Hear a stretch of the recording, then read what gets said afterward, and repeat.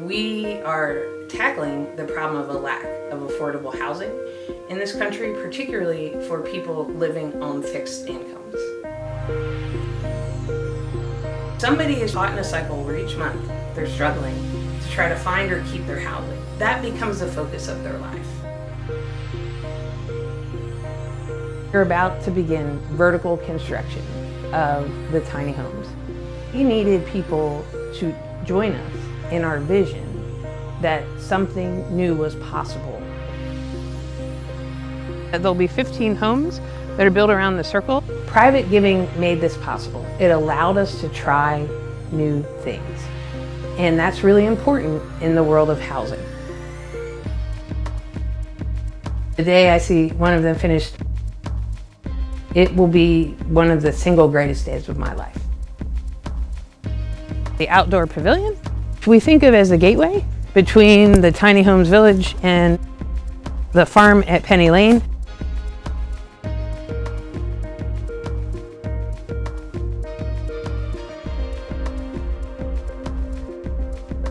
An organic farm. It was one of the first programs that XDS built. As the tiny homes village gets built, it will be integrated into the existing operations. Everybody's life is touched by mental illness and mental health challenges. Those homes, when they are built, will be a symbol to what we can do when we work together. And there are very few opportunities in this world for people to give back in a positive way. This is one of them. I'm Amy Blank Wilson, I'm a social worker.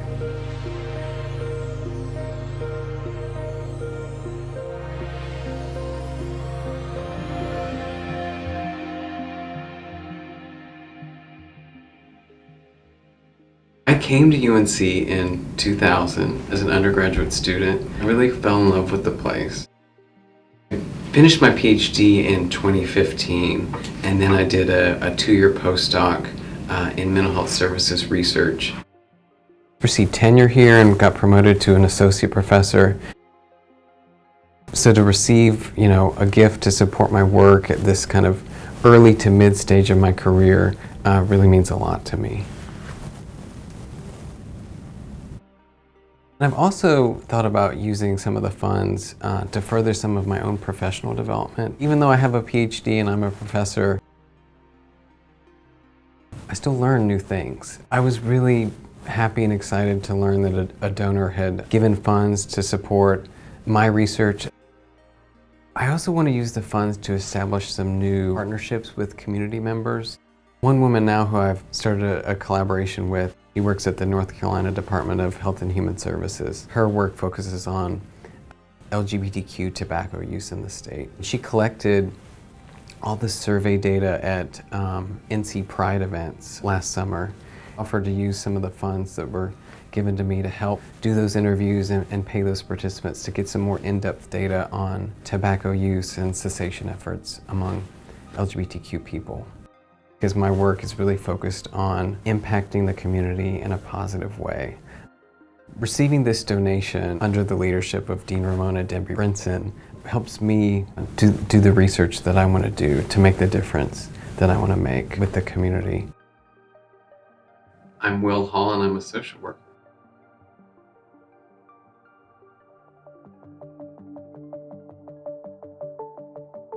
What they're really signaling is their trust in us, their confidence in us, and we take that quite seriously.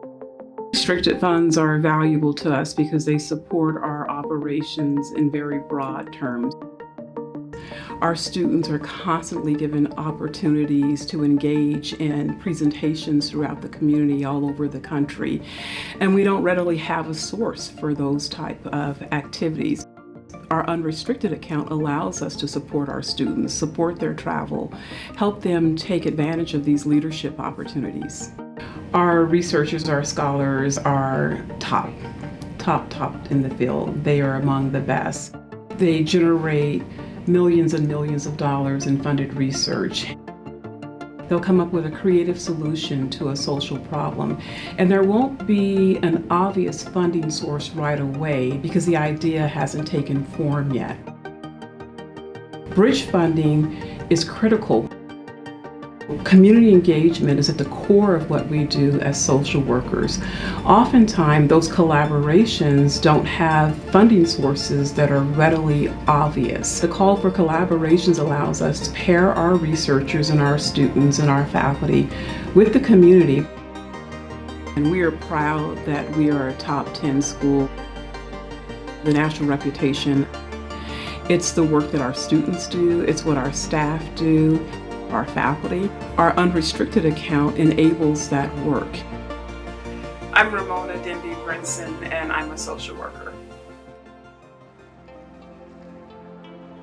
I really have a passion for working with kids and teens. I'm really passionate about education, so one way I see it is working with students one-on-one and in groups, doing social emotional supports, doing more family work, and ensuring that they have the resources they need.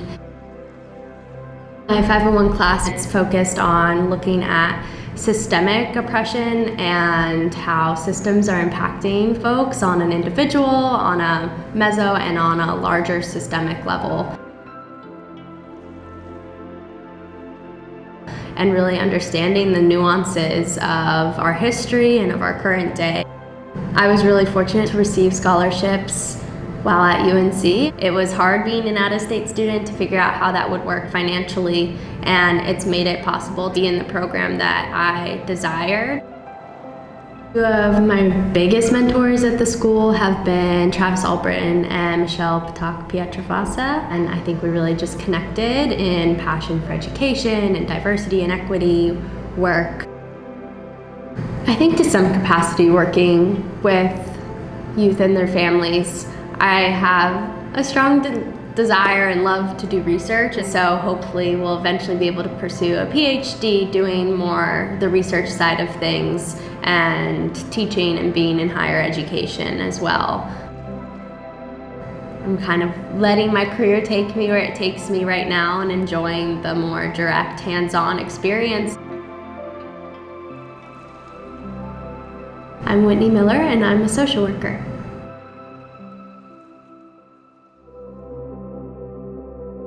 People inside the School of Social Work do their best to support one another. We all have this shared understanding that not only is social work a hard field, but we live in a climate right now where things are hard just on people.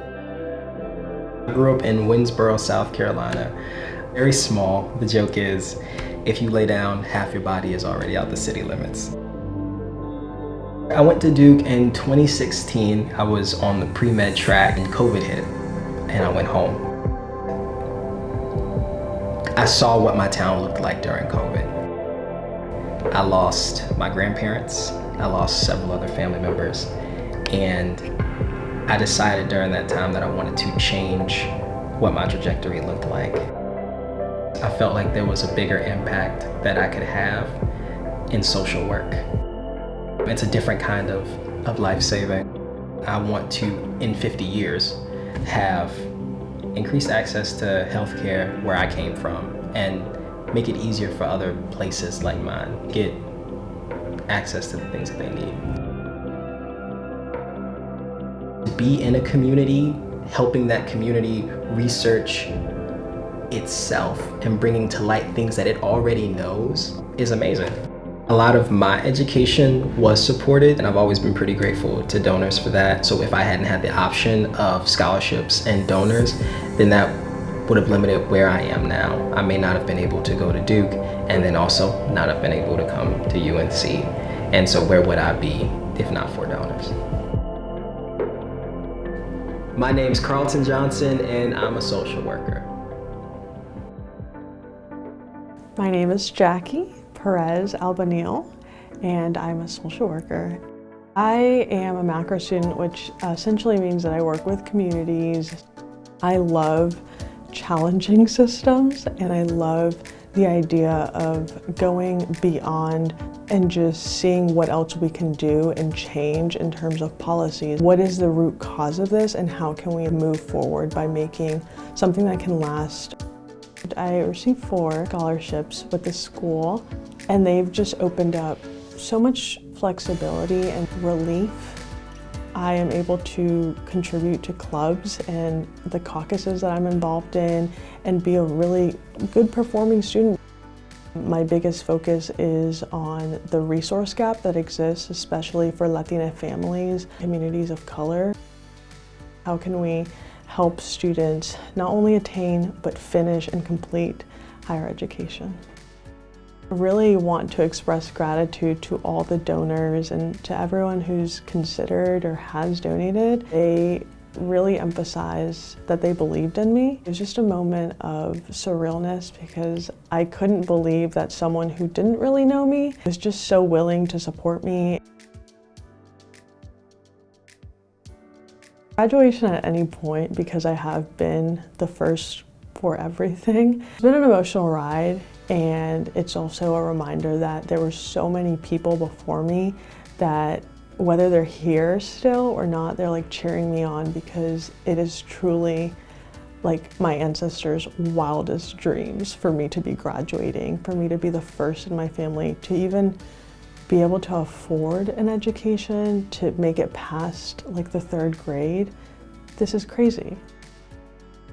In undergrad and grad school, I've just been so grateful to have had the door or the opportunity to attain my higher education. It certainly would have been a lot more difficult, and I'm just so thankful for those who have invested in my education and have helped me get through this journey. I really would not be here without that generosity.